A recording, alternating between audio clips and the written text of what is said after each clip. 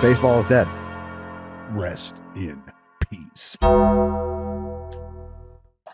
It's the Lord's Day. It's a Sunday. And wouldn't you know it?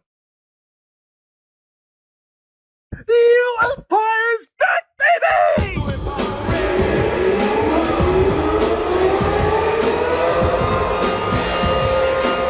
Unbelievable.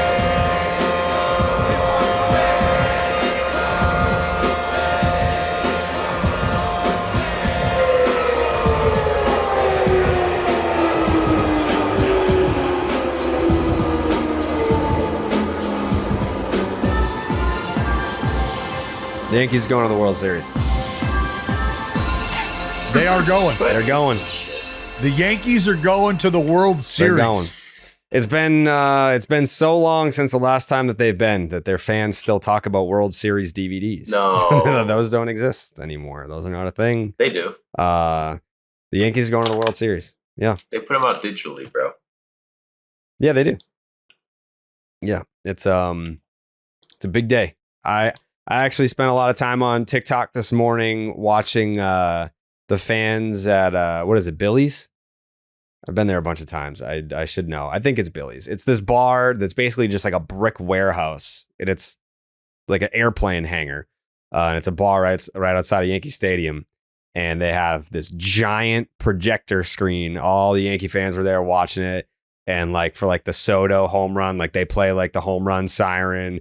Everyone was going nuts. They got like the flashing lights and everything. It's a pretty cool experience. Free ad for Billy's, if that's even what it's called. But yeah, man, it's I think people thought that I would be like depressed or upset about it. I mean, it was inevitable. I mean, it's the Yankees are the Yankees. Of course, they're going to get there again in my lifetime. This hasn't bothered you every step of the way, and I think that's something that I think everybody's noticed. This hasn't bothered me at all. No, for sure not. I think it's the easiest path to the World Series I've ever seen, but that's just true. And I got to believe that's probably the first time I've heard you bring that up too. And so I know that that's not something that has continually played over in your mind. That isn't a narrative that you. No, I've just been watching the games. And I've just been watching the game. I haven't been hate tweeting about the Yankees. Nothing. I've just been watching the games, tweeting when I've given my flowers to Giancarlo Stanton every step of the way. I mean, Stanton and Soto have dragged Aaron Judge's body to his first World Series. And that's coming from an Aaron Judge fan. Like, I'm a huge Aaron Judge fan, but let's be honest. It's kind of anticlimactic to say like, oh, this is Aaron Judge's first World Series, Yankee captain, but it's like, it's not really because of you. It's because of Judge. It's because of Soto and Stanton. I mean, I would feel comfortable calling it a team effort. No. Yeah, I would feel more than comfortable doing that. It sounds like you're not comfortable doing that. And I'm not comfortable doing that. It has been the Stanton and Soto show. I mean, those two guys have been everything that the Yankees have hoped that they would be.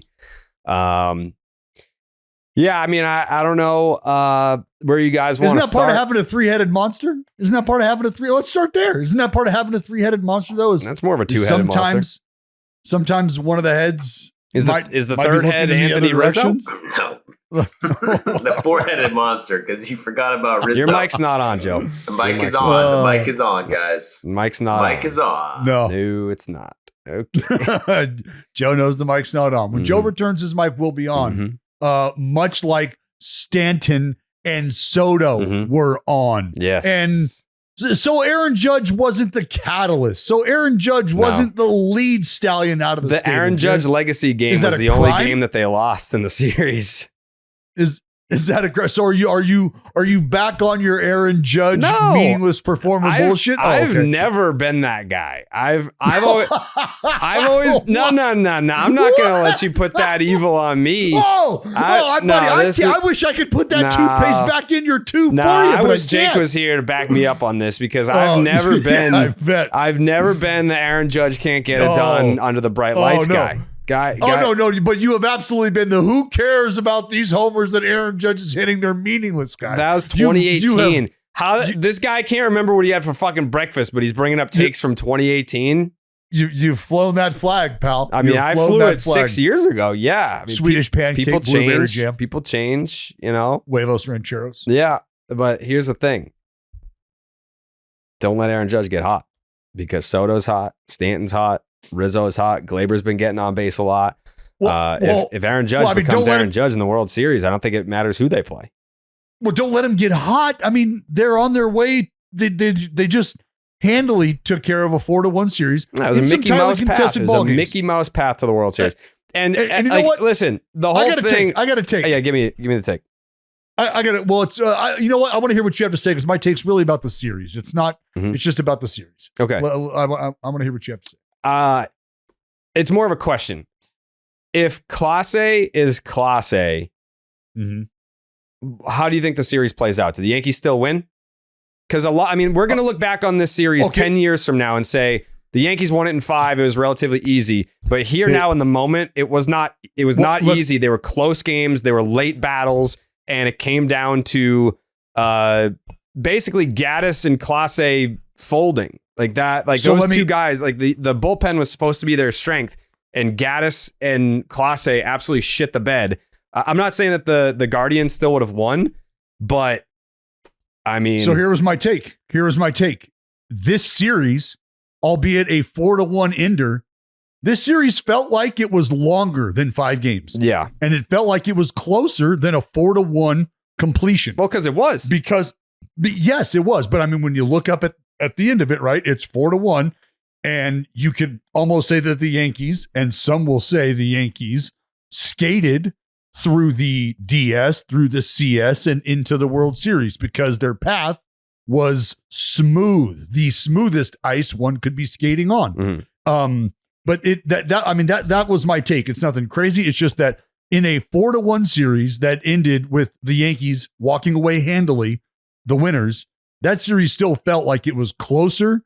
And it felt like it was longer than a 5-game 4-1 series victory. Yeah. And that's just because. So go ahead. Well, I just want let me wrap this up about Gaddis and Clase. If those two perform anywhere close to what they had given you all season long, I think it's a very, very, very different story. Yeah. Yes. Okay. So first thing, 60% of the games were essentially nail biting games. And the other 2 were 2 games that were, while wire to wire Yankee wins, were also decided by, I believe, 3 runs each. So like the narrative that this was somehow like some walkover series just doesn't work. It doesn't play anymore, I don't think. But about the Gaddis Clase thing, like I sort of reject. Yes, if they pitch perfectly, the series outcome is different. But that was always the point with these Guardians, is that the line that they're walking is so narrow and so treacherous when you build a team that's essentially starring Jose Ramirez and 3 elite bullpen arms, right? Like that's Cade Smith was the other guy that you didn't mention, but like, and Cade Smith's overall performance, good. They got to him 1 game too. You know what I mean? Yep. Like, and that's just kind of how it goes. Clase's and Gaddis's were spectacular meltdowns, but to me, like that's just the risk you run when you're building off of the most volatile position in all of the entire sport in relief pitching. JayHay, you like numbers. You're a fan of numbers. We're talking about a closer who surrendered as many / more runs within a 10-game window than he did all season long. All season long. That is quite literally not performing at the most pivotal time. And that is the hiccup for this guy coming at the most crucial time. Because this hiccup, you'd love to have this hiccup come in June. That'd be fabulous. Because then he rights himself and it never stumbles. Nothing ever falters again.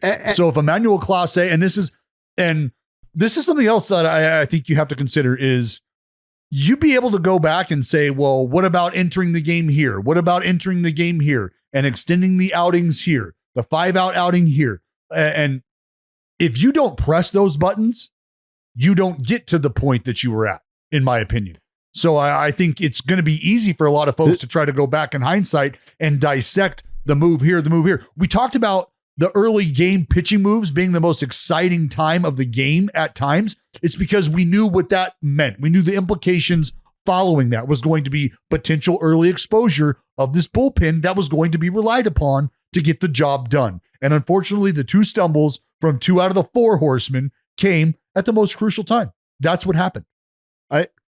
Last thing I'll say on it. I also just I'm not saying you're saying this, but I just reject the idea that for Clase or Gaddis that it was just like some sort of statistical blip that would happen in the course of a season typically, and it just happened to happen in October against the Yankees in the ALCS as opposed to in early June. Like I know Dallas posted about this. I was watching it in the moment, and I had a baby in my arms, and I wish I would have reached for any sort of. I wish I would have reached for the Underdog Fantasy app, because there had never been an at bat that was more obvious that a guy was going to get to another guy than when Juan Soto was facing Hunter Gaddis in extra innings. And I know it's easy to say that in hindsight. I know there's been lots of dissection about like what he was saying in the moment. You didn't need to know what he was saying. I was watching on an iPad that was set up 10 feet from me. It was so obvious that he was spitting on those pitches and waiting for exactly what he got. And then he got it and he hit the home run. And that was eerily reminiscent of how the at-bats for Clase against Judge and Stanton felt all too often in this series, where it wasn't he hung a pitch that just happened to get punished. It was, we were looking for a pitch in a spot, got it, drove it where we wanted to. Like even the out that he got from Judge in the last game was a warning track fly ball that was like, it didn't make you feel good that was how Clase executed it. It just seemed like they had the report, they were dialed in. If you want to say the guys were also tired, that's fine. I just don't care. Like, you build your team on relief pitching against a team that had superior starting pitching, a superior offense, and in this series, superior defense. And I just don't know what other outcome. The better team won. And I just don't. Well, the games were individually interesting. I think 4-1 is ultimately fairly representative of of how this series played out, even if the games were, like really exciting in 3, 4, and 5. Look, sometimes you're the hunter, and being the hunter for the most part has been pretty fucking good. And sometimes you're the Gaddis. Well, sometimes the hunter, Jared, gets turned into the hunted. Mm-hmm. And that is exactly what we watched with Juan Soto. Is you watched that bully in the zoo, that lion who was sort of brought in, sedated, and has been nursed back to health. He's been strutting around the cages, and he's top dog, top cat, if you will. And that was Hunter Gaddis. All right. And he was doing work, getting the job done. Everybody knew who that cat was. Well, that cat got relocated and got placed into the wild. And as soon as that door opened up, and that cat came strutting out, the eyes in the King of the Jungle skull locked in on that fucking gate opening. And when Hunter Gaddis walked out and Juan Soto locked eyes on him, it was a done deal. It was a done deal. Because you watched Juan Soto mentally track pitch, hit pitch, replay location, and every step of the way he was talking to himself about how the at-bat was going to go, until finally he audibly, he spoke it out. He had to just say it because his body, I'm on your shit. I'm on this dude shit. It's done. This is over. It's over. Like he was just telling anybody who would fucking listen.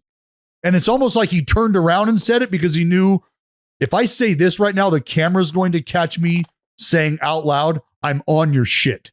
And I don't necessarily need to do that. So let me turn around. No, but I caught that shit. The whole world saw it.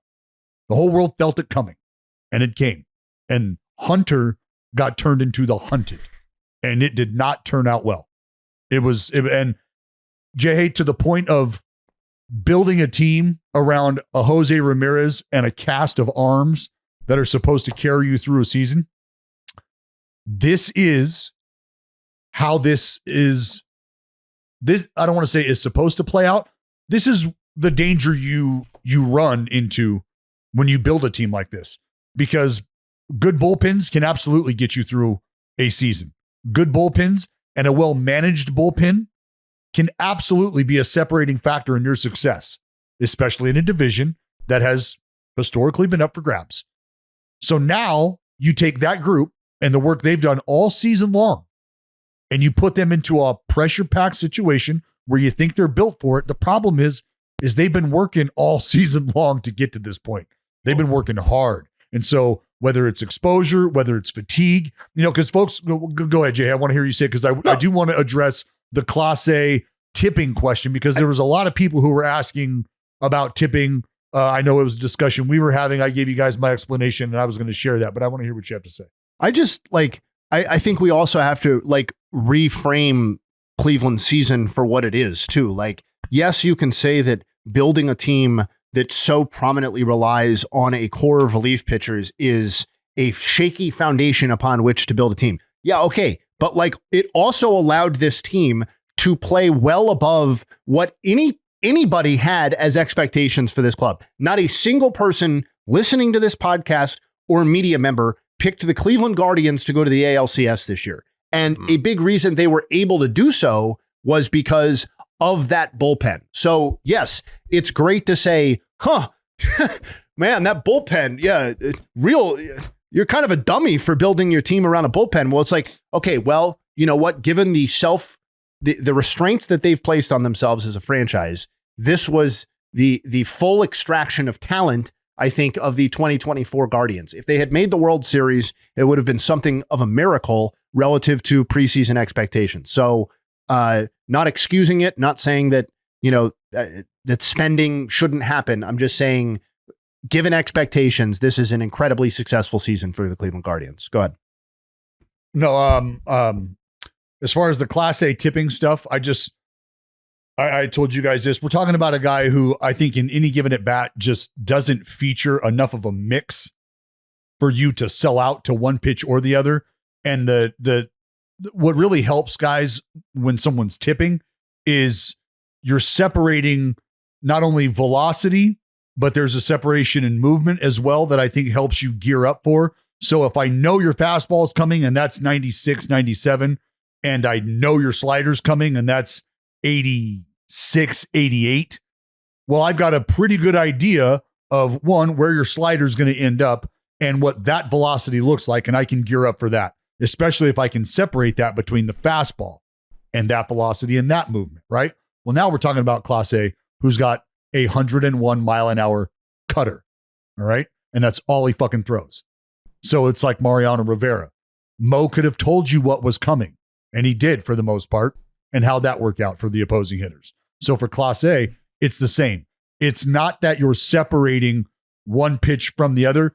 The pitch that you are on is a pitch that you can't get off of. And if you're going up there looking to hit his slider, you're an idiot. And if you're, I don't know what you're doing. I don't, good luck. But the whole thing about what we saw from Clase is an inability to be effective inside to an extent where the Yankees were off of the game plan, which was looking out over the plate. If you want to ask how 99 down and away gets boogied out of the yard the other way, well, it takes a guy like a 6'7" behemoth in Aaron Judge to be able to create the power and the leverage that he did, but also an understanding of where that pitch is going to end up. You're selling out against a guy's best pitch because that's how he does work. How are you going to beat him? It's not going to be you looking for his second or third best pitch and hoping you get that in a hittable spot. It's going to be you selling out to a game plan. What am I getting 80% of the time from this dude is a 98 mile an hour cutter. Where does that end up most of the time? Middle away. Where should I be looking?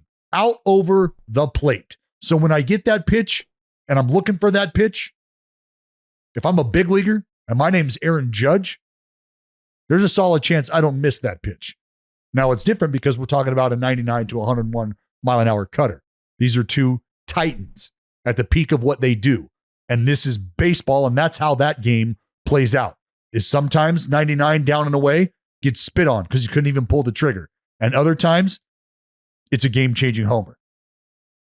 Yeah, I think, when we're talking about like the tipping stuff with Clase, I mean, you mentioned the percentage, like it's like 78-ish% of the time he throws the cutter. So it's like, how much does picking up a tip really help when you're looking cutter anyway, because of how much he throws it, and he has a slider, and those are the two pitches that he goes with. And the other thing about the cutter is that it's kind of designed to be put in play anyway. Like the cutter is not really a pitch that is supposed to miss a lot of bats. Like you're supposed to induce weak contact with He's it. He's just a freak. Yeah, He's he a just freak. throws it harder than like anyone we've ever seen. Yeah, like it's like Mariano Rivera was going out there with like, 93 mile an hour cutter, and God bless him, 100%, Hall of Fame first ballot. Greatest closer of all time, but he didn't have a 101 mile an hour cutter. So it's just it's a different pitch. The movement is different. Like the inches of movement are different. Yeah, it's like the profile. It's like a Johan changeup, a Pedro changeup, right? Like these are pitches that when other guys throw them are designed to get weak contact, get you back into the count if you can. Those are pitches that guys are starting you off with, setting you up with, working off of to put you away with. Like it's a different ballgame. Yeah. Yeah, Clase surprisingly doesn't get as many strikeouts as you'd think. You got like 8K per 9. Neither did Mo. Mo's strikeout per 9 was like around 8 too. Yeah, but Clase's throwing fucking 100. Yeah, well, it's still a one plane pitch, right? It's still a pitch that's just working laterally for the most part. Like, and that's where the wrinkle comes in. And now you start to work that velocity at 100, 101. And now you start to throw a little wrinkle in it, whoop, little slide piece down here at 90, whatever the fuck. And you're hoping to get guys off of it. But that's why I say, if you're a hitter, you're selling out probably more times than not to a location with Clase because you know where it's going to end up. Whether this is a slider or a cutter, it's out over the plate. But it's mind blowing that he went the whole year and gave up 5 earned runs all year in like 70 something fucking games, 2 home runs all year, and then gives up 8 runs in 2 series, 8 runs in 8 innings. So basically gives up more runs than he had all year in 1% of the games. It's pretty fucking insane. I mean, he gave up more homers in one game than he had all year in the worst time ever to do it. And there's really no explanation for it because everything Dallas is saying makes sense, but it's like, dude, he was doing that all season. Like this applies to a regular season when he's facing all these teams throwing the same pitch over and over again. And if he's not tipping, then what's the difference? Is his velocity down? Not really. Nothing seems different other than bro got rocked in the worst time possible. And again, it's not like Anthony Volpe was the one hitting the home runs. It's like fucking Giancarlo Stanton and Aaron Judge are the guys that got you, you just got to tip your cap. Kind of like you got to go on the Underdog Fantasy app as well, because October is when baseball legends are made. Begin your road to greatness on Underdog, where you can make the picks on all your favorite players' stats. All you have to do is choose higher or lower on things like strikeouts, total bases, home runs. You could win up to 1,000 times your money playing their pick'em game. Sign up for Underdog using the promo code Jared, that's Jared, and you'll get a free pick as part of your first cash entry, plus up to $1,000 in bonus cash when you deposit. Again, that is promo code Jared, Jared. Cash in on every home run during the playoffs with Underdog. I don't think anyone's sitting here surprised at how this series played out. I know there were some Guardians picks here, but at the end of the day, like JayHay said, the better team won. It only took 5 games. It was much more closely contested than I thought it was going to be. I thought the Yankees were just going to blow their doors off. And honestly, like if you had told me going in, like not only are the Yankees playing the Guardians, not only do the Yankees have home field advantage in the series, but also this would happen with Clase and Gaddis, then I would have been like, yeah, it is a 4-game sweep and none of these fucking games are going to be close. Like it's going to be a blowout. The Guardians, to their credit, made every game at least feel winnable, pretty much. Almost every game felt winnable for Cleveland. The game that they did win was one of the most exciting games of the postseason. I just, at the end of the day, I think when you are looking at when the playoffs started and we were kind of gauging, it was in a vacuum, a couple of games that the Yankees played in the postseason.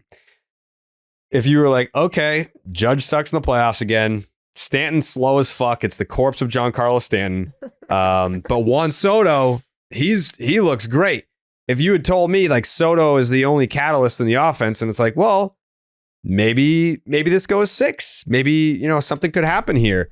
But having Stanton and Soto and Glaber and Rizzo, like all these dudes contributing, it's like, yeah, you got snuffed out. Like once you get all those guys rolling, it's like, what are you going to do?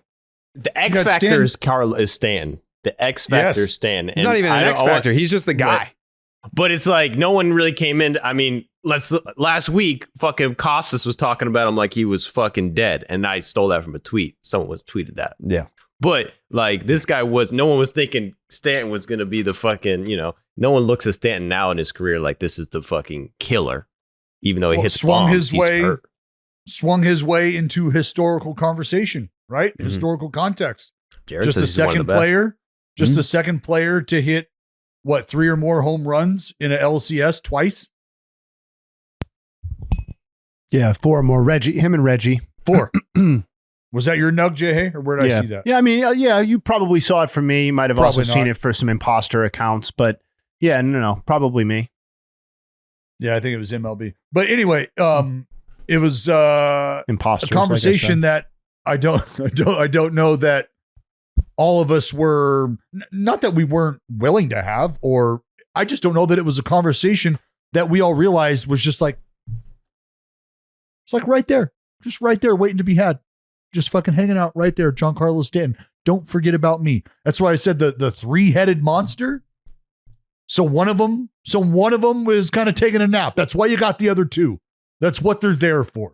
That is exactly what they're there for. Because for the Cleveland Guardians, it would have been like, what if this was a team built on, let's say they don't have Clase, but they've got a guy who is right in the middle of the lineup who, for whatever ungodly reason, hit 500 over the course of the season with runners in scoring position. But in this series, in this moment, he's 0 with runners in scoring position. And he has healthy amounts of at-bats and opportunities, and he's just not there. Like, that's essentially what happens when you don't have a guy like Clase do what he's done all season long. And not only do what he's done, but has the type of blow up he had in the vacuum that he had it in that small moment. It's like, this was not supposed to, like, you don't even have time to rebound. And on the opposite side of the spectrum, we're talking bullpens. The Yankees bullpen, who is full of every single one of these guys has either been shit or got cut or the whole team hates him. And they've had like the best ERA of any team left. Yeah, like look at like the Chicago White Sox told Tim Hill to get fucked. Tim Hill, he's out there pitching some of the biggest innings in the playoffs for the Yankees, and I mean he did well in the regular season for the Yankees too. It's not like he just flipped a switch once the postseason started. Like he had like a 5+ ERA, and then he had like a sub-3 with the Yankees, and now he's out there getting huge outs. It's like crazy, boys. You just there's just not enough cannot be said for environment. Tim just Hill. It's enough cannot be said. Me in a bullpen in June or August for a team that is getting ready to set the record for the most losses in a season, and me in a bullpen for a team that is charging towards the postseason. Two completely different animals, 2 completely different mindsets, 2 completely different modes of preparation. And athletes will try to tell you that there's not, and that it's a crock of shit. If I'm going to the park to get my ass kicked every day, and I know that, well, I'm singing a very different tune on the way to the yard than if I know I'm going to the park to kick somebody's ass every day. That song's very different. Especially a guy like Tim Hill. He's goofy, man. Yeah, goofy lefty. He's a goofy lefty. Likes to throw his pitch and then do a little jump. Watch out for the jump in the World Series. Like That could be the X factor. Yeah, and the White Sox also told Mr. Kirk Cousins' cousin to fuck off, and Jake Cousins has been a beast. Actually, no, he hasn't been that good. But Jake Cousins, same thing with Luke Weaver. That guy got cut twice last year. Now he's their closer, pitching every game. Yeah, and it was why? Because Clay Holmes, right? Because Clay Holmes just found himself running into a wall for a while. Mark Leiter, the hell was he, dude? They traded his ass for nothing, the Cubs. I mean, I don't know if it's really, I mean, how much credit do you want to give the Yankees bullpen, or do you want to say, like, well, they were facing a lineup that was, let's be honest, a little weak, other than J-Ram. And Feliz Navidad when it matters. But I mean, I think what a moment. I think at this point we should probably be giving the Yankees bullpen credit. I mean, I've been following baseball for like almost 30 years, basically 30 years of my life.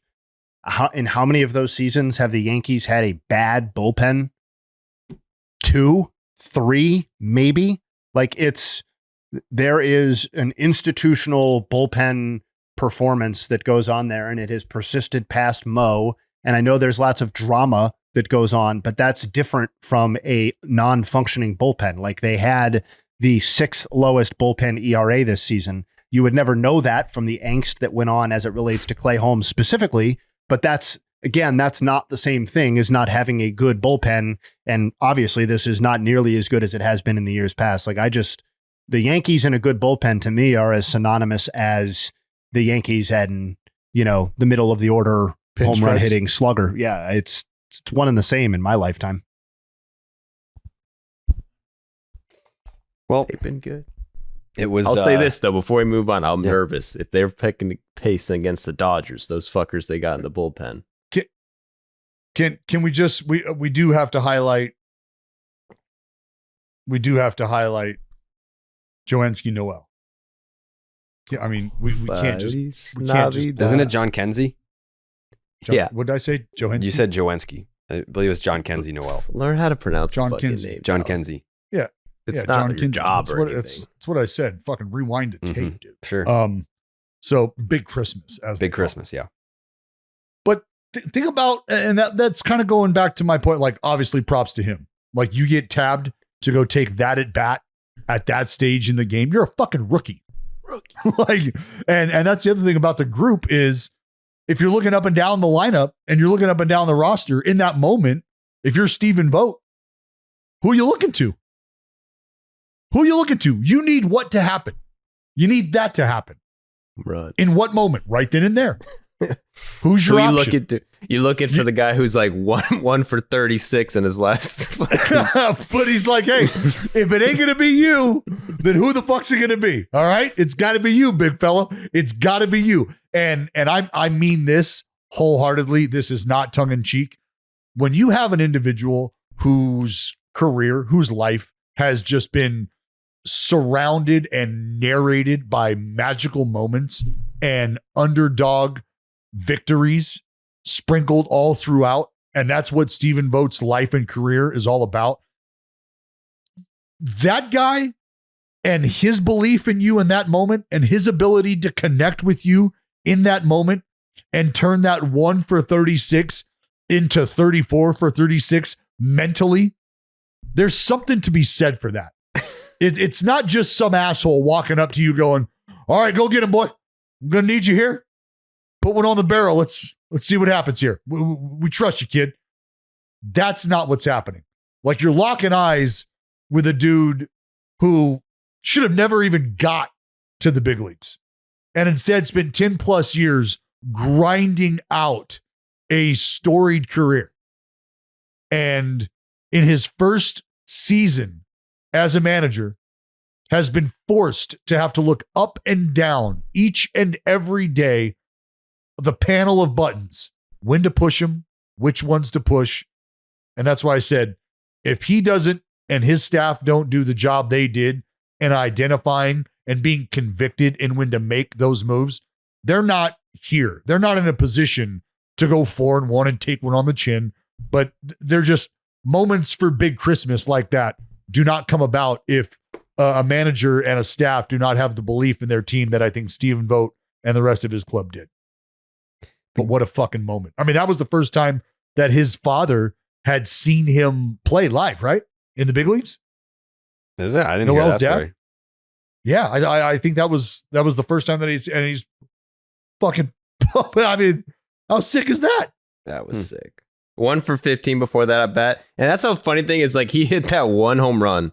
And then the next day when he pinch hits or whatever, like, you just thought he was going to hit another one. The guy is like 1 for fucking 30, but it was so obvious he's about to do it. And then he fucking nukes one that the camera guy thought was out of the fucking state of Ohio. I was screaming, dude.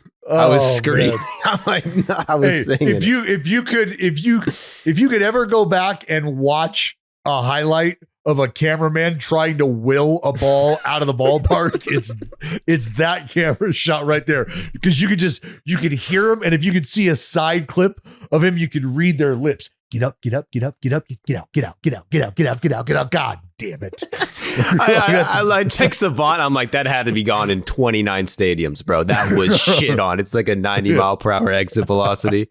Not one park was that a home run in. Not one park. But the not camera even right guy, in Yankee Stadium. good for the camera guy. Made it more fun to watch, honestly. Yeah. I know people are all fired up about like it. that. I was pissed. Hey, thank you to the camera individual. Thank you. I salute you. I appreciate that. I was pissed. That was awful. Yeah, I just looked it up. That was it was his father's name is Raphael. It was his first time seeing him play in the United States. How sick is that? Pretty That's cool. so sick, dude. Pretty so cool. sick. Pretty sweet. And his dad's like, the fuck are all these people wearing Santa Claus hats for? What's all this about? Oh, Noel. I get my grandma. I explained that to my grandma. She was like, Noel, this guy. And then you see the light bulb go on, and you're like, you like it? You want yourself a hat now, don't you? Well, that's the end of the Guardian season. Yankees are moving on. Big time layoff for them. World Series Game 1 is Friday. They put a bow on their ALCS American League Championship on Saturday. That's a pretty long layoff. Hopefully that gives all the talking head shows plenty of time to have the most annoying postseason conversation, which is, can a team have too much rust versus staying sharp? It's God. Rest or rust, the age-old conversation.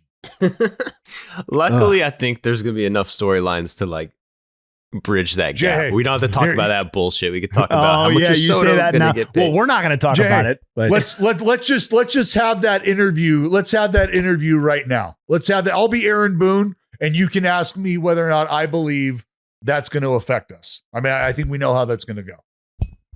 hey, Booney. Rest versus rust. Well, look, we've got it right in front of us, right? We've got the season right in front of us. And we're able to get some good live at bats in, got some good sim games in, right? We saw live pitching. So I don't think it's a matter of being rusty. I think we're right where we want to be. We've got it right in front of us. And I like where the energy's at. So with live at bats and game reps, we can't replicate game speed. We know that, but we're as close as we need to be. So I like it. I think, we have our goals right in front of us. You forgot to slam the table. We're fucking savages in the box. Yeah. Okay, hey, that's all you need to know. Yeah. I'm pumped for Booney. I'm very excited for Booney. I really am. I might send him a text. You think they're gonna stick with him for the World Series? Mm-mm. I don't know. I mean, it's the fact that he's managed him here, JayHay, is a miracle. If you ask some folks, is an absolute miracle that Aaron Boone was able to steer this ship to a World Series berth. Incredible, amazing how it happened. I mean, because there's such a long list of more viable options to do that job in that city for that group. And I know there's some people who like to identify, one home run as the reason why he was given this opportunity, why he had the chance to be the manager. And I don't know how far in the rear view that narrative is at this point in time. I mean, I might be an old takes exposed. I don't know if that's but yeah, I think he's done a fantastic job. And to see him at this point, JayHay, former colleague of ours, dear friend of ours, very excited for him. Now, what did I do wrong? What did I see wrong? Yeah. Anybody, Joe, you got any thoughts on that? On whether or not Aaron Boone, deservedly so, has skippered the pinstripes to a World Series berth? He hasn't shown me enough. I mean, they got easy fucking 2 series against 2 shit fucking teams. All right. Mm-hmm. It was the easiest path to the World Series we've seen since I don't remember when. Ever. Maybe. So I'll tell you this much. If they don't win the World Series, you know people are going to be talking shit and firing Boone. So he's not out of the woods. Like, that conversation isn't dead because he made the World Series. Like, everyone's going to be saying, you beat the Royals, you beat the Guardians. All right. You know what's sad? You know what's fucking pathetic? Because that's true. He's right. Is you're right. Yeah. That's what's Well, put it this so way. angry. Put it this way, right? You remember the 2018 World Series with Dave Roberts. Like, people obviously have been asking for him to be fired forever, but he continues to come back, and he's the manager of the Dodgers, and here they are, a game away from the World Series again. But that World Series that he managed against the Red Sox in 18, like, he deserved to be the World Series MVP.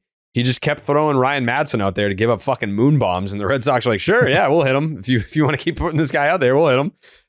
So not that I think that Aaron Boone has not stood out at all in this series as like, why did he put this guy? I think the only time that people were complaining was when Mark Leiter Jr. was out there, and Yankee fans were like, why is Marcus Stroman on the roster if you're not going to use him? Like, who the fuck is Mark Leiter Jr. and why is he getting these innings? Like, why isn't Marcus Stroman out there? Not that even that Stroman's a better option. It's just like, this is the best we got. And then when he came back out for another inning, but if ask yourself, Jared, ask yourself this: if Booney is a part of the conversation, wouldn't you like? Is that more of a detractor? It's almost like a good umpire. You don't want to know he's there. No, that's what I'm saying. So yeah. If the bullpen's being managed properly, you're not having a conversation about that. That's what I'm saying. I'm saying, and like, if the roster looks the way it does, if the lineup, right. Yeah, no, that's wonderful. And that also means that the team is playing the game the way, for the most part, they are projecting. Right. This is when we're having the conversations in the 4th inning with my bench coach and my bullpen coach, and my pitching coach about what the 6th and the 7th are going to look like.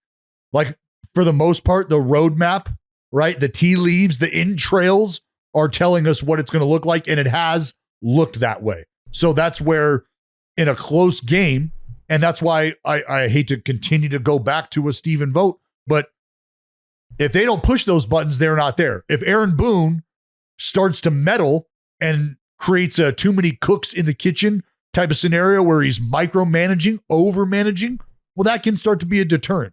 And that's not the case. Also, like, some of the things that, you see Yankee fans like bitch about on Twitter, at least like where guys are hitting in the lineup, the next day it was like they would make the adjustment. So even the things that like fans were like, yeah, he got this one wrong, like he eventually got it right, like quickly. Well, and again, like that's not necessarily always a get it right type thing. There could be and this is something I also want to remind fans about, is when the two brains are coming together, meaning the front office executive data driven brain and the baseball field general brain comes together to put a game plan together. The baseball data driven brain, those guys are allowed to have feel too, because they've watched a lot of baseball.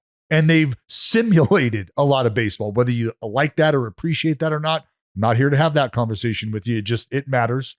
Okay. I promise you that. And it matters to good baseball minds, because they're not so ignorant to ignore that fact. So when these people come together, you're allowed to have some feel and say, you know what? The numbers tell us this. We're watching this, and I think this trend could be going this way.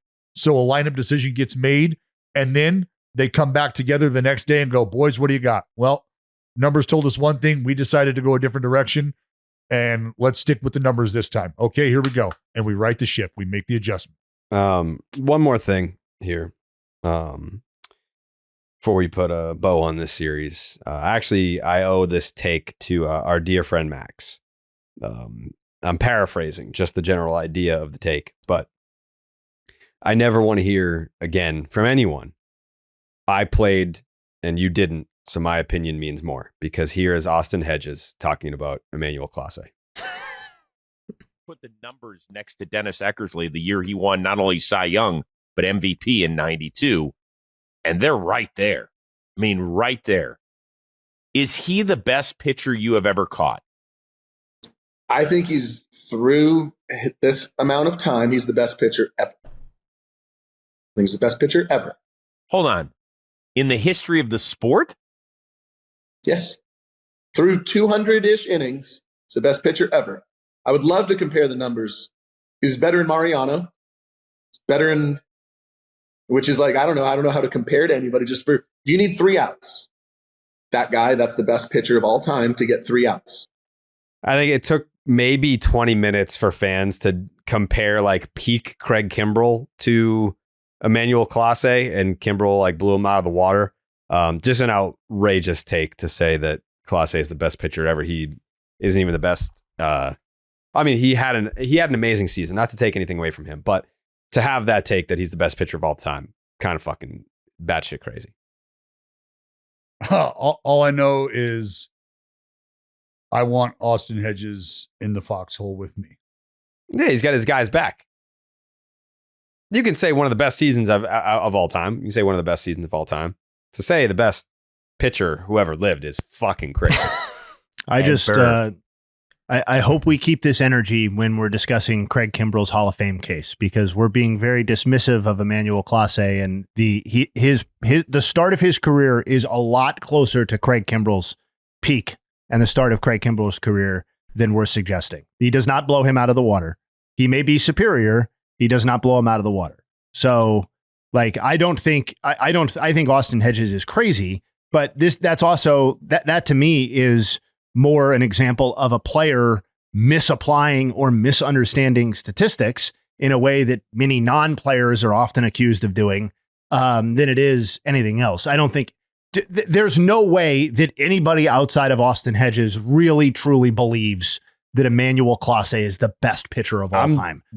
I am not putting this take on anyone but Austin Hedges. My crazy point was, just because you played does not mean that your opinion carries more weight. Oh, listen, brother, you preaching to the choir on that one. Yes.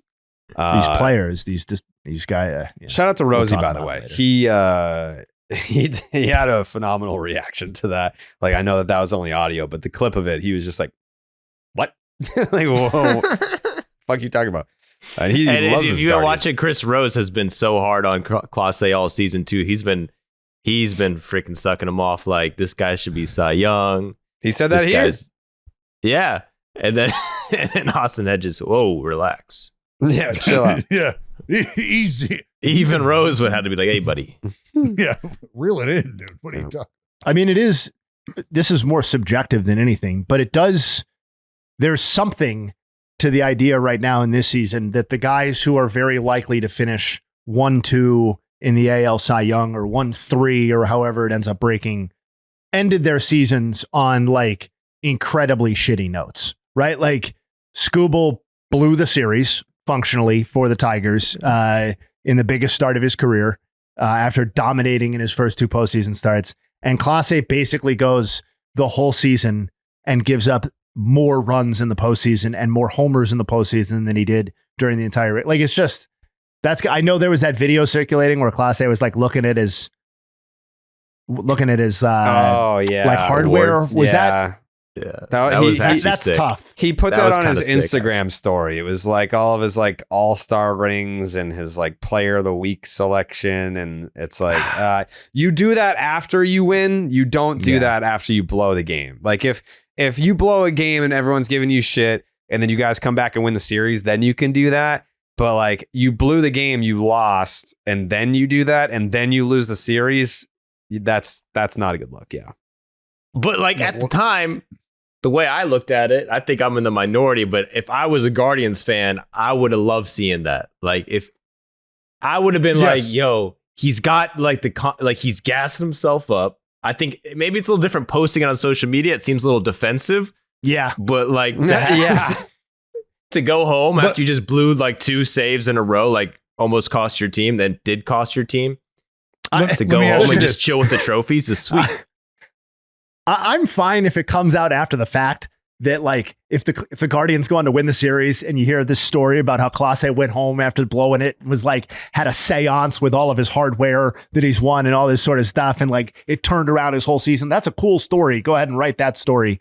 Whoever. That to me reeks of insecurity is what it does. And it made me less confident in his mindset. Not that I have the professional mindset to go out and close an ALCS game, but it made me less confident that he was like, I'm going to put me looking at, like, I don't give a fuck about your reliever of the year award.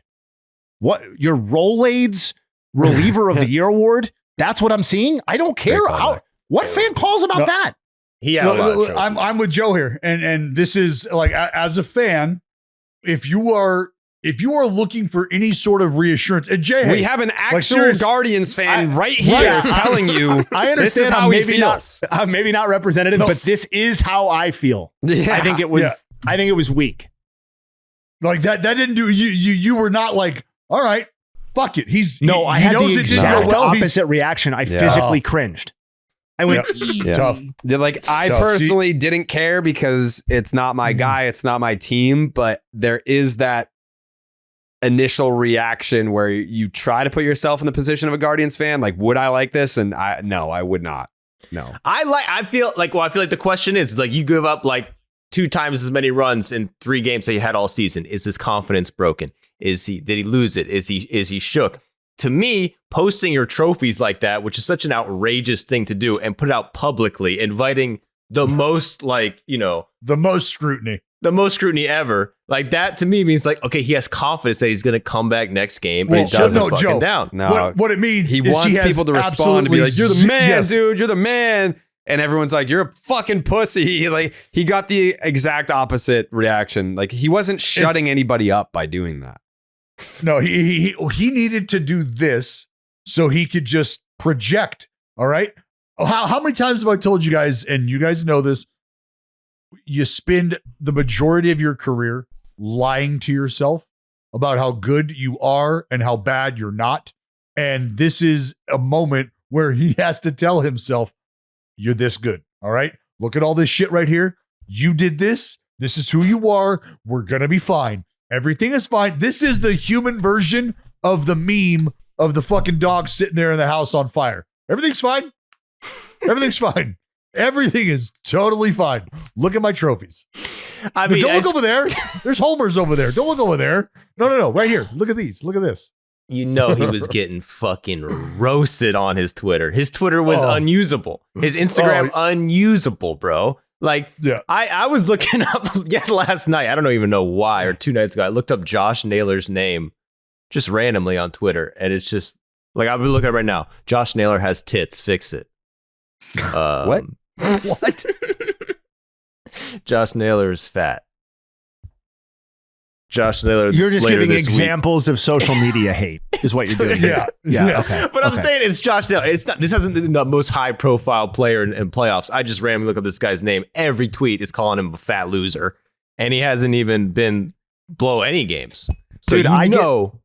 My blood boils when somebody on Reddit miscounts the number of podcasts we've done in a week. I absolutely do not have the constitution to be a professional athlete and take that level of hate and feedback in the moment. I don't know how modern athletes do it. They're probably, well, whatever. But they don't do it well. From my experience of having conversations with them, they will say that they delete the apps. I know that they don't. It's like they want to explain to you or tell you like I'm not paying attention, but they 1000% are. It's tough not to read the comments. I forget what it was. Like, I was talking to a reporter a couple months ago, and we were talking about how just 10 years ago, so say someone who's about Dallas's age, you're 40. But in the prime of your career, 10 years ago, you're playing, you're 30.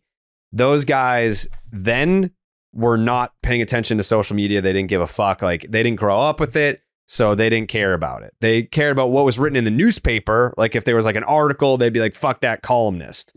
But now today's generation of younger baseball fan, they grew up with social media. So they're on social media. It used to be that if someone was talking shit on social media, the player would get told by someone, like their cousin is on Twitter, they saw this and they texted it to them, or whomever. They would always be secondhand. But now today's generation of MLB player grew up with social media, so they're on it and they're seeing it all firsthand. Like they're reading all this shit. Well, it's because everything is completely different now. You as an athlete, and this is happening in high school and middle school. It's the branding. That's what social media offers, is an opportunity for you very early to create a brand. So now think about what brands have to do anytime an employer or an employee or someone representative of that brand does something to slip up in the public eye. What do they have to do? They have to do damage control, right? So that brand is getting hit with all of these trolls coming at them for what their representative has done, unbeknownst to them at times, and maybe sometimes fully in the knowing. But either way, they're trying to do damage control and they're trying to reel this in, slow things down. And now with amateur athletes and their brand being as important to their ability to get to the next level as their skill and their talent.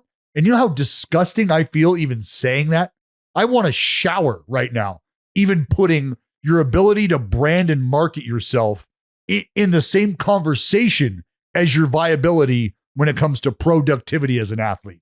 But the fact that that's the reality is what it is. And that's what these kids have grown up with, right? My ability to put together a reel on Instagram or TikTok and edit it nicely and give you great angles and lighting didn't fucking matter whether or not I was going to get a scholarship, or that could very well be the defining move for kids these days, is that video gets seen by somebody who's very lazily recruiting at 2 a.m. and they're like, look at this. And they spend 5 minutes down your personal rabbit hole, and now you got a fucking letter. Now you got a scholarship offer. Kids know that and they understand that. And the bad part about that is you don't get to, and this is something that they learn, and I think they're learning it earlier and earlier, you don't get to put your head in the sand like an ostrich when that shitstorm starts to come your way. You have to learn how to handle that. You have to learn how to navigate that. And that's not something that a lot of folks are willing to do or are capable of doing. Well, Josh Naylor is one of the most hideous, disgusting looking ogres I've ever seen in my life. Jesus Christ, dude. 1.8 thousand likes. That's what I didn't tweet it. I'm just saying what people are saying. I thought that was your take. I was like, God damn, Joe. Like, that's courtesy of Hoodie. Joe Frazier. just torching Josh Naylor right now. God damn. Most athletic play this fat slob has ever made. Josh Naylor is a gross human. Like, this is not okay. Social media was a mistake. Josh Naylor is a fucking beast, and he's done so many good things for the Cards. He would mangle every one of these dudes. Got a good looking guy. He's got good light blue eyes or light color. I think he's a good looking guy. He's a good looking guy. We like Josh Naylor. We like Bo Naylor. We like Miles Naylor. We like all the Naylors. Sure do. We also like this Mets Dodgers series. Well, that Joe said it's over tonight. You said? Yeah, I think so. What'd you pick? I picked the Dodgers to win. I don't remember how many games, but it's got to end tonight to make me right. Oh, I will say this. Yeah, I mean, this is definitely not a must win for the Dodgers, but if you're looking at who they got, wait, let me think. Yeah, I mean, yeah, it's a must win for both teams tonight. Yeah. I was so due for a dub with that Yankee pick, though. I went 0 for in the whole division series. I didn't get one fucking series right. That's good. You're staying accountable. Yeah.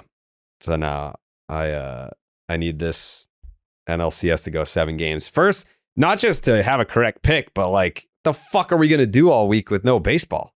I guess now I can finally go to the movies, but I wanted to see the Terrifier 3. Everyone saw that tweet. I was like, yeah, the Yankees are sweeping, so Saturday night I can go see the Terrifier 3. Didn't get to do it. Damn. Yep. Been at fucking... Yeah, wait for the Terrifier 4, my man, the way this... That's what I'm saying, bro. Terrifier? That's what I'm saying. What'd you say, Dallas? What is the Terrifier? It is like it's basically like gore porn, pretty much. It's like a psycho killer clown, and he like the franchise is known for like the goriest kill scenes. It's in theaters and it's unrated. That's how bad it is.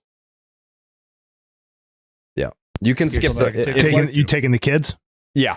Yep. Yeah. If you're interested, skip the first one. You don't really need to. It's kind of just introductory, low budget. Second one, you can pick that one right up and then go. You're not going to be lost plot wise. No, not going to be lost plot wise. Yeah. Thematically. The second one, it's going to be one of those franchises where it's like, you know how Halloween, like Michael Myers isn't in the third Halloween and then they pick it back up with the fourth one. Like the Terrifier, it's like, yeah, the first one, you can watch it, fine, whatever, but there's no plot. The second one was like, oh, I think we have something here. Like, let's put some like budget behind this and actually give it a plot and characters and storyline.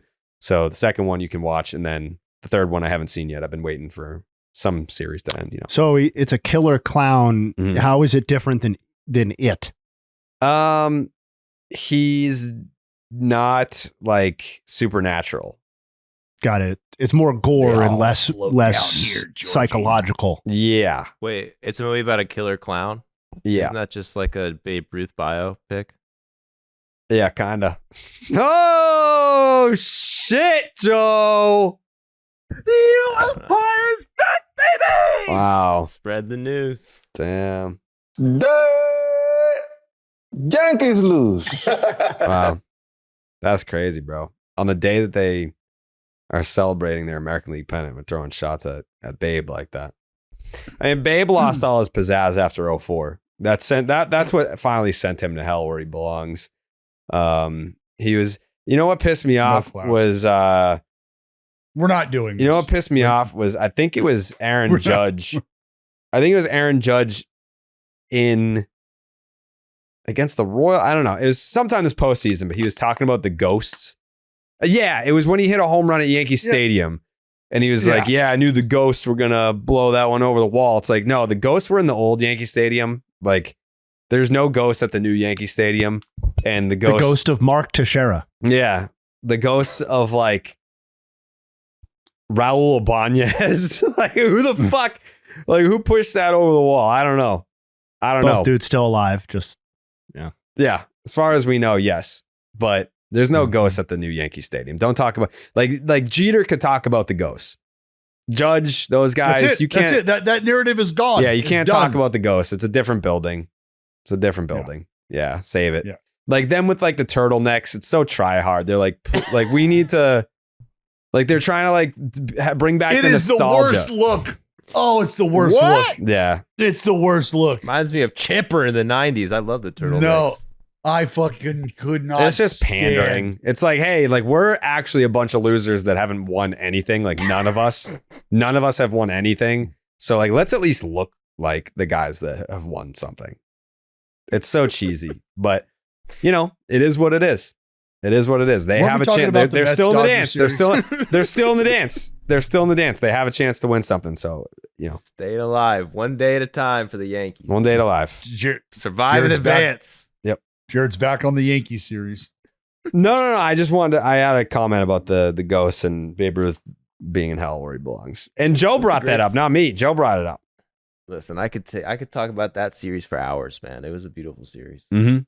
Beautiful. It was a weirdly a blowout. I mean, if you think like the Guardians were down to the last strike and they hit a home run, that's the only reason they won one game, but it was still close somehow. Mhm. But it was cool. Yeah, Mets Dodgers tonight. Opposite series. Yeah, they've been just throwing haymakers at each other. Last A game, lot of boom. Mets, I don't want to say trounced the Dodgers, but they put up a 12 spot. 12-6. Yeah, 12-6. Flaherty, we learned today, was under the weather. Ooh. Was not feeling good. He didn't look good. 3 innings, 8 hits, 8 earned runs, walked 4, did not strike out a batter. In fact, Yeah, Velo down 2 ticks. In fact, Dallas, this game was the first postseason game, I believe, since the 2002 World Series Not a strikeout. where a team went the entire game without striking out. Yep. The Dodgers couldn't strike out a single Met in this game. I hope he was under the weather because that is concerning if it was for any other reason, for his velocity going down. Because I mean, Jack Flaherty had that one amazing start against the Mets, but other than that, he hasn't looked that sharp. And JayHay noted this and tweeted a couple tweets about Yamamoto also trending downwards. And, then you got Walker Buehler. But yeah, I mean, weak starting pitching all around. And that's kind of the Dodgers need good starting pitching. That's a hot take, but I'm going to say that if they want to win the World Series. Well, I mean, again, just back to the point that we've been hitting home on this entire postseason is what's the pitching matchup look like tonight? You've got Sean Manaea on the mound for the Mets and who on the mound for the Dodgers? Bullpen. Many arms. Many men. Wish There death you go. on me. Oh, sing it, Joe. But I don't know.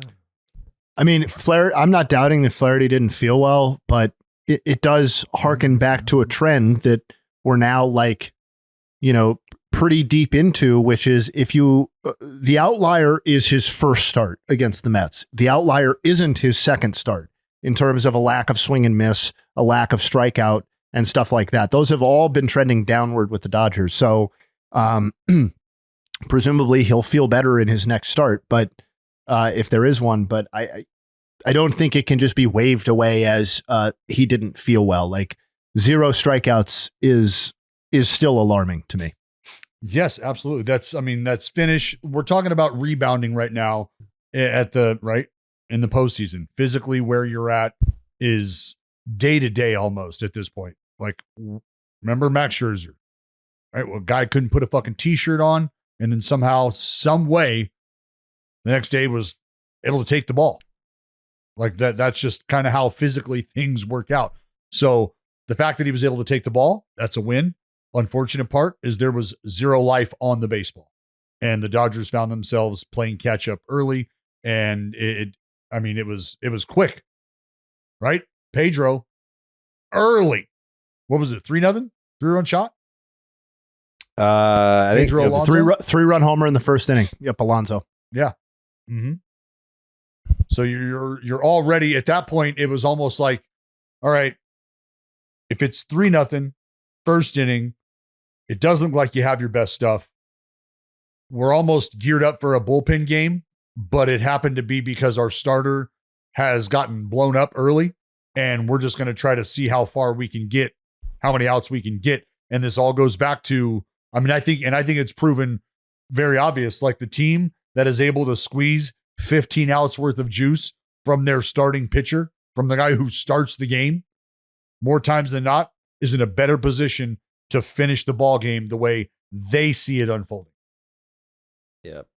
Especially in a 7-game series. The Mets have been good for that's the only reason the Mets have really made it this far has been their starters, because their bullpen has been trash and they've blown lead after lead and their offense has bailed them out. But the Mets bullpen has been fucking terrible. Well, they've been given opportunities to sort of cover up some of those gaping holes that exist. Because if you're starting to talk about the Mets having to roll guys out there, in a bullpen game like we're seeing the Dodgers at the rate that they are, now you're talking about exposure of arms earlier and more frequently. And much like we felt like the Guardians were geared up to shoulder that load more than anybody else, you're going to start to expose a team that is probably not geared up to be showing you minus side guys, meaning guys that you're going to see when we're down early. They're not geared up to weather that storm multiple times in a series. I don't want to hit the breaking news sound or anything because it's not Freddie Freeman. No, it's not. It doesn't sound like it's like a done deal or anything. But the fact that it's being acknowledged and talked about by Rob Manfred. Have you seen his most recent comments? Yeah. That's not new, by the way. But say the news. They don't know the news. Rob Manfred wants to nationalize MLB media strategy and eliminate blackouts.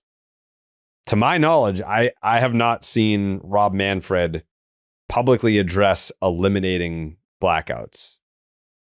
I'm not going to tell you the I told you so. I don't know how many podcasts ago. 5 years.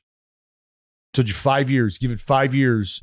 And regional broadcasting, things of the like, That's not going to exist.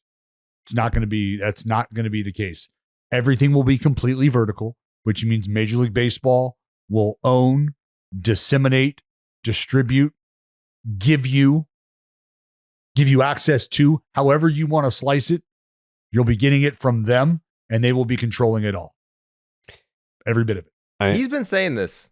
I know you guys haven't seen it, but he's been saying this for a few years. Like, it's obvious to everyone. It's not just fans who are like the fucking 1,000 million IQ guys. We're smarter than Rob Manfred because it's bad that you can't watch fucking baseball games that easily and there's blackouts. Like, they want to get rid of blackouts and not lose money. That's the trick.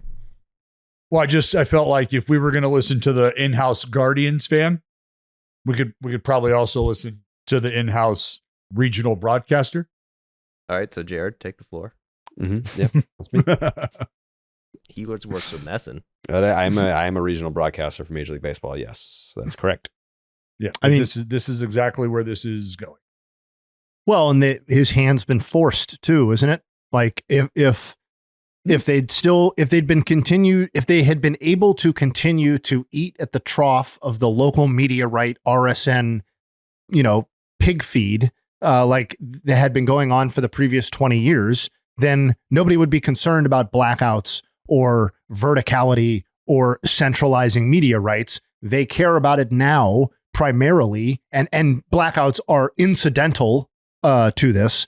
They're trying to bring everything under house because the RSN situation, as Dallas has alluded to, is crumbling and is not long. I mean, they've already got some of them in house already. So, like, yes, it may be a win for fans long term, but like we also still have to work through the fact that a lot of these teams still do have very lucrative local media right deals that they are going to be hesitant to relinquish without the guarantee of a larger payday coming from, either, MLB doesn't want to just distribute its own stuff, right? It probably wants to sell this to a third party, which, like, I mean, I would think probably like just Amazon or something like that. They're just think about this. MLB is going to have a tough time walking over to the Yes Network and going, all right, boys, we're all done here. Go ahead and wrap it up. And they're going to have a tough time going to Nesson and going, hey, appreciate you. You're all done here. It's now our. I don't know if it's going to be that easy, man. Some of these things have been factored into the purchase price of franchises. That absolutely. You know what I mean? Or valuations and stuff like that. You can't just dissolve down these here things. Think about down here in LA. And this is why, like, we're not going to get off on this tangent here, but this is why you just appreciate a dude like Ohtani, because having that human being a part of your franchise impacts the fucking peanut vendor. Okay. It impacts everybody who wakes up in the 5 surrounding area codes. Everybody. That means the regional broadcasters, every single soul that has anything to do with putting this product out there. When you got a dude like that in your backyard, he's as valuable to everybody across the board. And now you think about the Yankees having a 3-headed monster, even if only 2 of them are the ones that you're going to be marketing to the extent that you will in Judge and Soto. Now you need to see, if you're the Yankees, I'm going to need to see your game plan on how you're going to continue to do what we do for ourselves and create the funds that we create for ourselves. How are you going to do that for us? And how does this get easier for us? Or does this mean more work for us and less money for us? Because if that's what you're thinking, we're going to need to have a conversation about that too. So this is why it gets very, very, very interesting and very, very quickly. I think it'll be similar to what we see with the NCAA and conference alignment, where you'll just have some teams that stand alone, right? Like the Notre Dames. Maybe that's something that happens. I don't know. I mean, we're getting way down the line here, but Joe, it's definitely been on the radar for baseball fans. Remember, when you're thinking about an organization's future, you look at how long is this manager signed up for? How long is this front office signed up for? typically those relationships and contracts run concurrent with each other. It's because we're in this together, right? And if that starts to change, well, that means you're probably out of here and I'm bringing somebody else in. I think something very similar. Rob Manfred, we know he's got a 5-year window, right? 5-year window. He told everybody, I'm out of here after that. So this is something that if they're talking about it now, you better believe he would like to have finished and wrapped up as another feather in his cap when he rides off into the sunset as the commissioner who was able to bring about the change he did to the game and then verticalize the distribution of his product. That would be a massive win for him. Yep, he'd be the GOAT. That's an off-season discussion, though, but Rob Manfred might be the GOAT. Personally, wow. I like blackouts. Why? Miss them. Something about, man. It's the reason that you love fucking something turn on about the those. You ever turn on a game and not be able to watch it? It's beautiful. Yeah, something about the kids in Idaho being forced to watch fucking cornhole instead of baseball. What do you want everyone to go on watch it on YouTube TV? I think what was go it? To FanDuel fucking Sports Network, baby. Isn't nothing better than turn on the FanDuel Sports Network and seeing your team fucking play. Didn't Trent say something about when he was living in Iowa and can't see anything? Yeah, he was blocked out. 6 teams. Like, yeah. It's like the Bermuda Triangle of trying to watch baseball. You get nothing. Yeah. You will get no baseball and you will like it. Yeah, it's fucking bull. Yeah, 6 teams, and you can't even watch it. Even if you bought cable, you couldn't see them. I'm pretty sure. That's crazy. I think even if you buy a ticket to a game and go, and they see your Idaho driver's license, they kick you out. They say you're not allowed to watch. Cut your fucking eyeballs out of your head right there. Nope. They don't refund you either. No. They do offer live streams of watching local farmers' corn stalks grow. They offer those streams, but you cannot watch baseball. And that sounds pretty sweet, though. Anyways, who do we got tonight? Dodgers versus Mets. Okay. The fucking big fella's rolling. Mania? Mm-hmm. Man. New arm angle? I saw a TikTok about that. What'd you say? I saw a TikTok about that. Yeah, people are talking about it, man. Every time he pitches, they got to talk about the arm angle. It was pretty amazing. Mm-hmm. That arm angle is coming from across his body. He made Shohei look like an idiot. Wow. But I mean, the Dodgers have seen him already, and they kind of got to him a little bit at the end of the first outing. And I think the Mets right now, with the way their bullpen is, and they used a lot of their bullpen, they haven't been strong. Like they need a lot of innings or a decent amount of innings out of Mania to feel good about themselves, because he's probably one of the only pitchers they have who can shut down Shohei, because they really don't have anyone else. If their bullpen, if you look at it, who like can match up well against the lefty, and I think their whole strategy has kind of been to pitch around Shohei. If it's not Mania on the mound. He put Shohei in a fucking body bag. Mm-hmm. Dallas, how many outs are you trying to get from Kopech tonight? Whew. I'll take 5. 5? Well, you need more? Nah, that seems, yeah. I mean, I'd like to get 6. I mean, I'm just thinking about him coming in to maybe quiet some shit down, and then you run him back out there. I mean, for what it's worth, he depends hasn't. On what the stress level looks like in the first. He hasn't faced more than 4 batters in any postseason start this year. He's made 5. That's why I'm getting. That's 5 postseason starts. Yeah, which is a little interesting because I mean he is a former starter. Correct. I think they feel good about pitching to multiple innings. Not that they don't. No, I mean he hasn't gone. I mean he hasn't registered more than 1 inning pitched since August 10th, and he's hit 5 batters faced in a handful of appearances, but he has not been more than that in his entire stretch with the Dodgers. The last time he faced more than 5 batters in an appearance was with the White Sox on July 7th.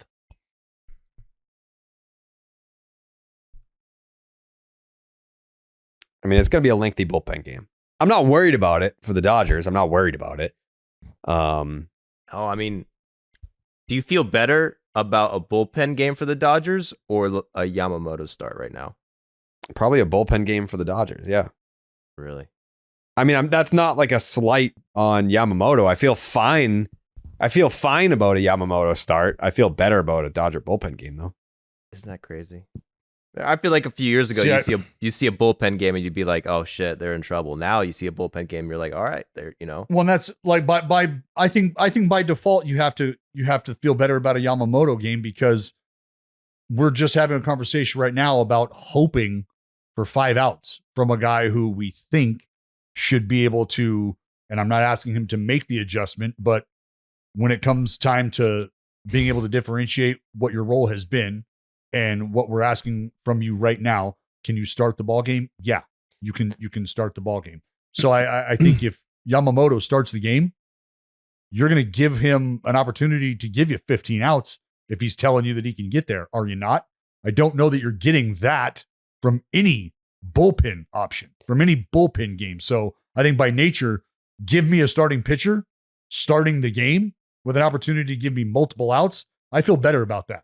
Yeah, obviously, if you have a fully rested bullpen and you have a starter, that's ideal because then you can just yank the starter, put in and make it a bullpen game. But I mean, if you compare to like the Guardians were yesterday after they just pitched everyone in their bullpen 2 days in a row, then you're going to a starter. And if this guy doesn't go 4 or 5 innings, we are fucked. We're running out guys for like their 3rd, 4th day in a row. They face these guys. We don't have the matchup. Yeah, Yamamoto goes out there and he's going to start the game, and you have no, like you have no parameters on him. Well, then great. But let's say he only gives you 3 innings, and because of the pitch count and the traffic situation, he's surrendered 2 runs.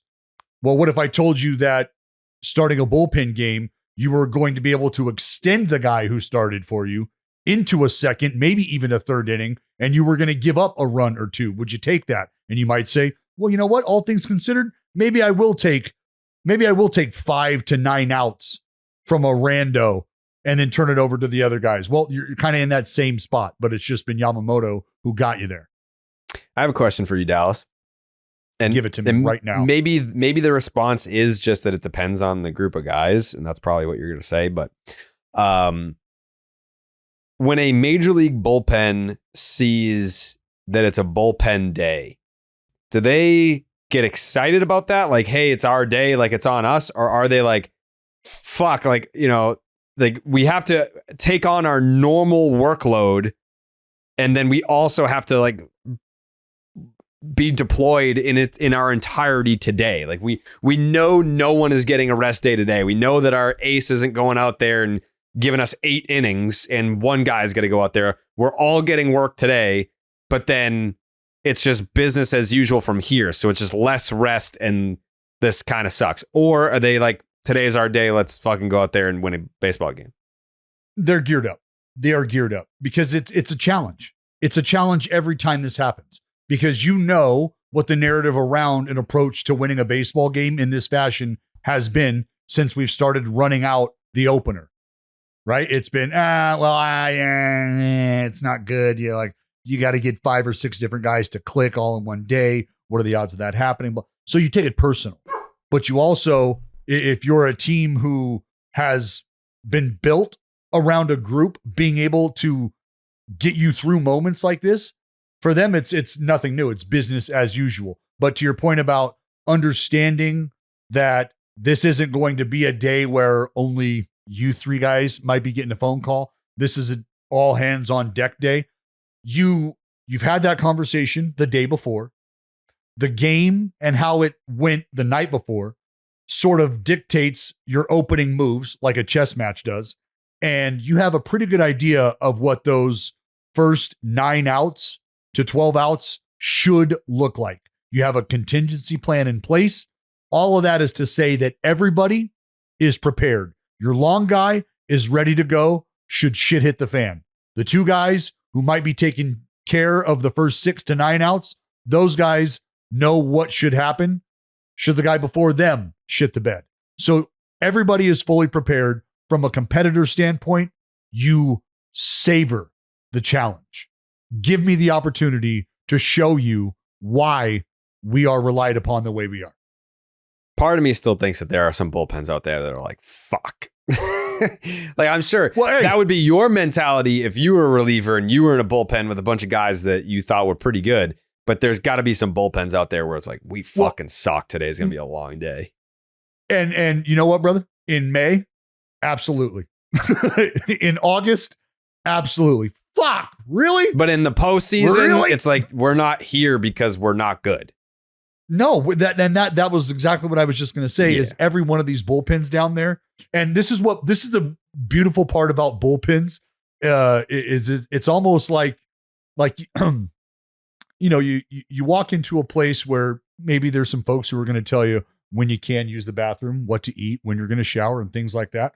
Well, if you're around a certain group, Jared, if you're not down, right? If your paperwork doesn't check out, you get snuffed out real quickly and you get moved on to a different block, and you're going to hang out over there now.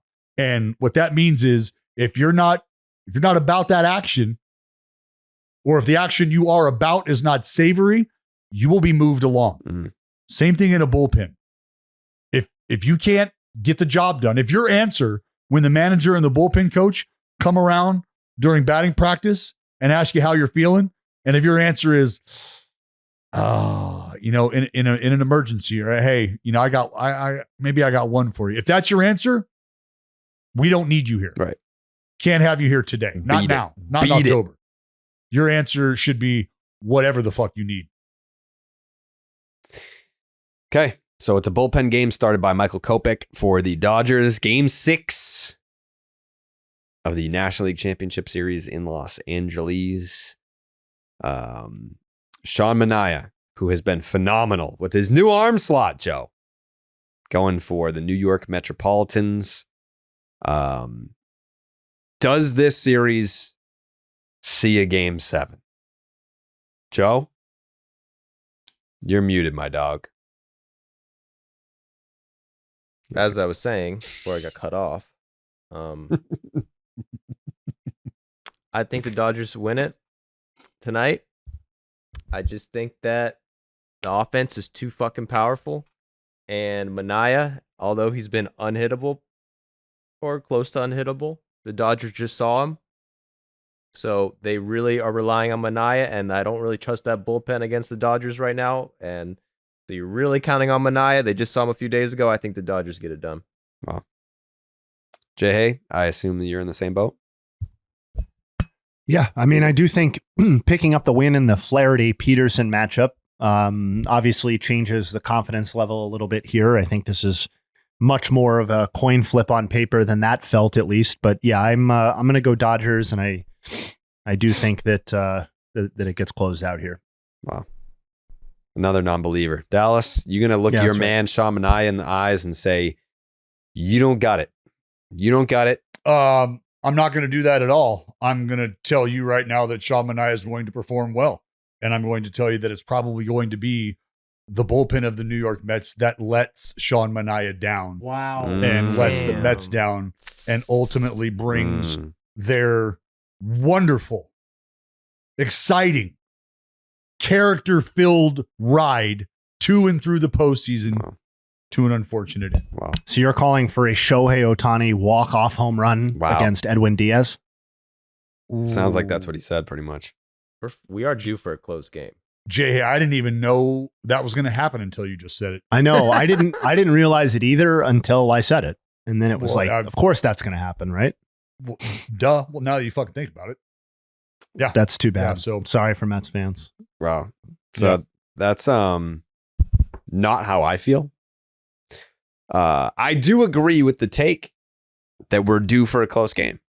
And I do think that close game is tonight. But I do think that it will be the Mets who come out on top, and we will have a game 7. I do think we're going to get a game 7. I do.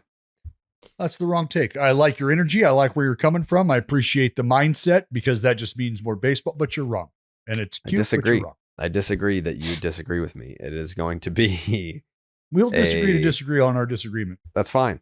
I think it's going to be a 5-3 victory for the New York Mets tonight. And we will fight on. 5-3. 5-3 is the final. You don't have to watch. You already know what's going to happen. I'm excited about that.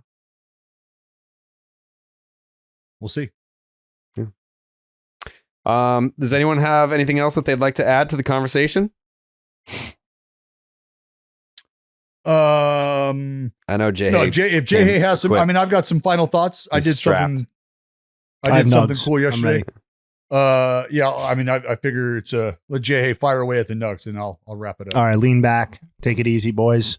I was having a chat with a colleague of ours, mutual friend, and he asked, it doesn't seem like many pitchers in the matchups are both going 5 in the same matchup in the postseason. So I looked it up. How often are both starting pitchers going 5 or more innings pitched in the same postseason matchup? It's happening only 18.9% of the time this postseason, 7 of 37. As recently as 5 years ago, 2019, that number was 43%. So we've lost more than half of those types in just 5 years. So might not be the opener or bullpen games all across the board, but starters are getting yanked earlier and earlier, confirming what we already knew.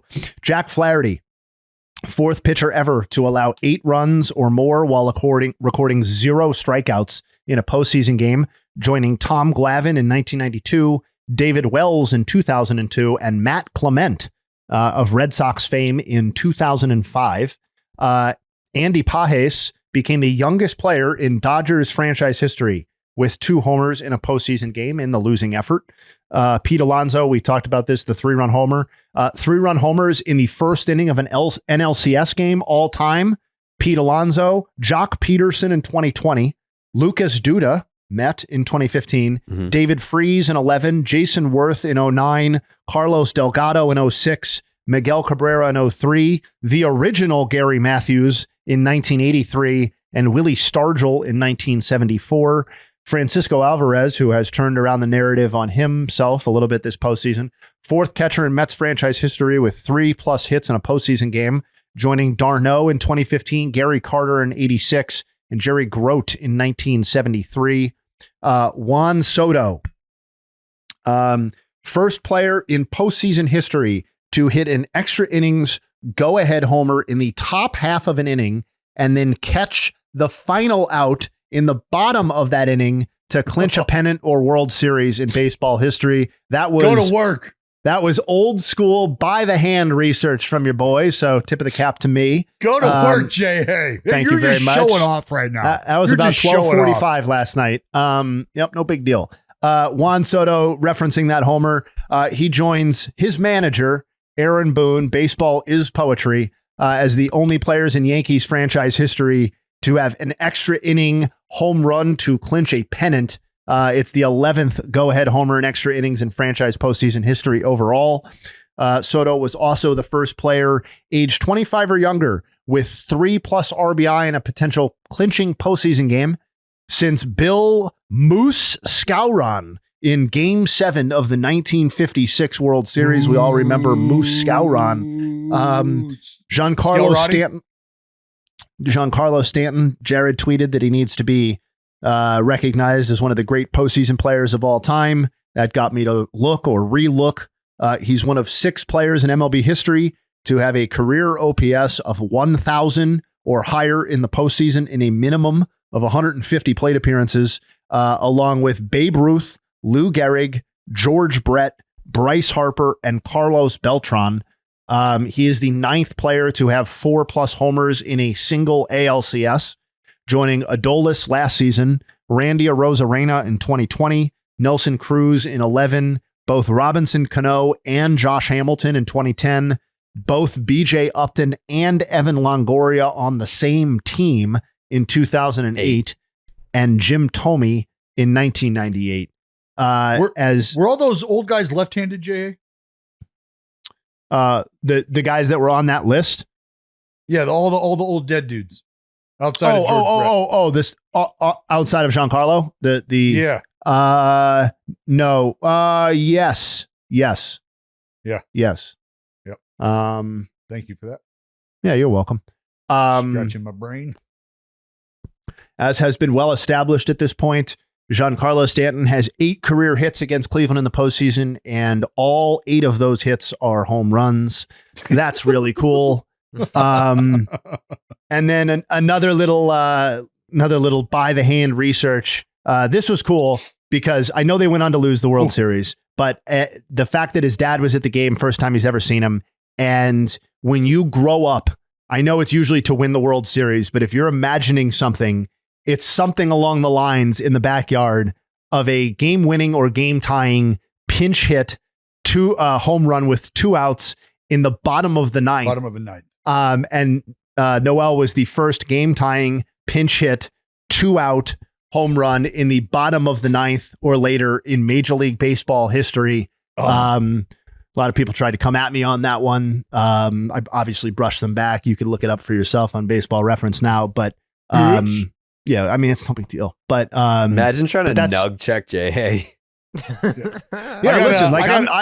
I will be the first to admit if I get one wrong, but I'm not going to let a wrong tweet stay up and get all that sort of action and make me look like an asshole. So no, of course it was correct.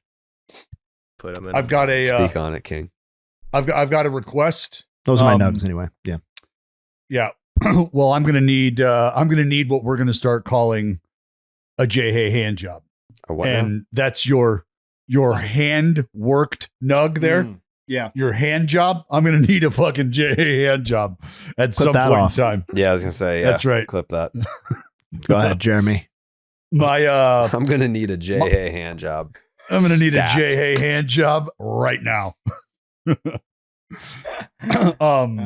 Yesterday I was very humbled with the request of my presence at a screening for a groundbreaking look into behind the scenes of, and I think just dissecting the game of baseball played by women from their perspective. And this isn't just about women in baseball. This is about women playing the game of baseball all across the world. And the name of the movie, put together by Jeff Idelson, former president of the Hall of Fame, and Gene Firth, an absolute legend in sports photography and sport film, who I've had the opportunity to get to know and befriend over her time working at the Coliseum. She's just a fucking total badass chick. Love her. But they got together and put this documentary together, put this film together called See Her, Be Her. And we were joined by the likes of the legend Hall of Famer Dave Winfield, some other executives from Major League Baseball. I saw a movie that just sounded like that. What's that? What'd you say? I didn't even hear you. No, I just said I saw a movie that sounded just like that title. Anyway, the 1970s film called See Her, really? Beaver. Yes. Yeah, go ahead. Go ahead. Was perfect in the context of what we're talking about when it comes to empowering women and giving them the platform. Yeah. It was in the 1970s. Fucking gut. 1970s. Go ahead. Jesus. Anyway, See Her, Be Her. Yes, different film. Was different film. An incredible insight. And I actually had the opportunity to meet somebody who I was looking forward to meeting, and that is Sato. I'm only going to say it once. I'll let you look it up because it was a really cool moment. She was explaining, because I asked a question. We got to do a Q&A with them after seeing the film, and I asked a question. I said, I understand the cultural implication behind wearing number 18, and you wear number 18. And I would like to hear from you what that means to you, how that came about, and what it means to have the responsibility of wearing that number. And like, this is the most decorated women baseball player in the history of Japanese baseball. Like, just a goddess. And I was stoked to meet her, but I was even more excited to hear her response and hear her answer, hear how thoughtful her answer was, because she likened it back to theater and understanding that athletes are performers and the responsibility of being the best show in town, the responsibility of being the ace of a team. And it was really cool, this movie, because it's not the fluff piece that I think a lot of folks might think it could be when it comes to talking about women in baseball. No, they're talking about the struggle. They talk about the hurdles that these women have to clear just to be a part of the game, right? Like comparing men who are paid salaries and handsomely to perform as opposed to women who actually pay dues to be a part of some of these baseball clubs. Very different from getting paid. They're actually paying to play. And it was just a great peeling back of the layers that these women's lives are covered with when it comes to just trying to play the fucking game of baseball that we've all grown up and loved so much. So it's a show, it's a movie that's going to air on MLB Network during the World Series. Please, please, please. I don't get adamant about shit like this a lot. I got very adamant, and I was on it about MLB The Show and the Negro League characters and how you're able to play and get a history of them. I've had a lot of people who responded with, I went out and bought a fucking PlayStation or an Xbox. I bought the game just to do it, and I'm so glad I did. This is another one of those things. Call your mom, call your aunts, your grandmothers, your sisters, your whoever, and if you have young women in your life, please get the folks that are in charge of their lives to sit down and watch this. Record this. It's fucking awesome. Just a tip of the cap again to Jeff and Gene. They fucking crushed it. See her, be her. Mm-hmm. All the girl dads out there. And there's plenty right here. You know? Mm-hmm. Yes, sir. Mm-hmm. That's right. Joe, you're next. That's right. That's right. I got a girl dog in the fucking house. That's true. Yeah. Congratulations. Let me see that bitch, Joe. Yeah. I don't think we don't want that. Fucker's gonna start barking. It's gonna ruin the last 5 minutes. Okay. That bitch on a leash, Joe. Got any final thoughts, Joe? Oh, I did some nugs. Oh, I got one nug. Joe's nugs. Yeah. Just one. Okay. Because I was looking up, thinking how bullpen usage and how good of a strategy it is. I guess it's not really a strategy. Most teams are kind of just have to do it. But 7 of the last World Series, the winner of that series had less innings pitched by their bullpen. So it makes me think that teams that don't have to rely on their bullpen as much have the edge. And if you're looking at the teams remaining, the Yankees have a major edge. So I'm going Yankees World Series, but I can change that pick later. Yeah, it's fluid. Also, we didn't even fucking talk about this for some stupid reason, but I wanted to ask Jared what he thought about Big Papi hanging out with Mrs. Met and Jeter. I did see that. Yeah, he said, he made a comment, Dallas. He said something to the effect of like when you win, you get to share. And he was talking about Mrs. Met. Really? Mm-hmm. Really? Yeah. So was Mr. Met made aware of that? I don't know that he was aware. I mean, he was there in the fucking video. He was there. I don't know that he was aware that he was sharing Mrs. Met with. He wasn't there mentally. He's a defeated man. Jared, I got a take for you, man. Okay. And I don't know. I almost.